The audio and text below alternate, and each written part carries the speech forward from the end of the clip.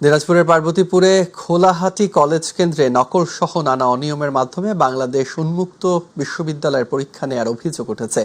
এ সময় মাই টিভিতে সংবাদ প্রচারের পর বেশ নড়ে চড়ে বসেছে সংশ্লিষ্ট কর্তৃপক্ষ। পরে খোলাহাটি কলেজ কেন্দ্রটি বাতিল করায় আজ পার্বতীপুর সরকারি কলেজ কেন্দ্রে ওই শিক্ষার্থীদের পরীক্ষা নেওয়া হয়। সুষ্ঠু পরিবেশে পরীক্ষা নেওয়ার লক্ষ্যে পর্যাপ্ত সংখ্যক আইনশৃঙ্খলা বাহিনীর সদস্য মোতায়েনের পাশাপাশি প্রশাসনিক নজরদারি বাড়ানো হয়। এই ঘটনায় উন্মুক্ত বিশ্ববিদ্যালয়ের রংপুরের আঞ্চলিক পরিচালক আবু হাফিজ মোহাম্মদ ফজলে নিজামী, পার্বতীপুর উপজেলা নির্বাহী কর্মকর্তা সাদ্দাম হোসেন উপস্থিত ছিলেন।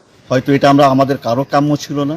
আমরা সেই বিষয়টা নিয়ে আমরা সঙ্গে সঙ্গে তড়িৎ ব্যবস্থা নিয়ে আমরা পার্বতীপুরে সরকারি কলেজে আমরা কেন্দ্রটা স্থানান্তর করেছি, পরীক্ষার কেন্দ্র, এবং সেখানে আমরা যথারীতিভাবে সুষ্ঠু সুন্দরভাবে পরীক্ষা নেওয়ার ব্যবস্থা করেছি এবং চেষ্টায় আছি যাতে নেক্সট পরীক্ষাগুলো আমরা সঠিকভাবে, সুন্দরভাবে, পরিচ্ছন্নভাবে, নকলমুক্ত পরিবেশে আমরা পরীক্ষা নিতে পারি।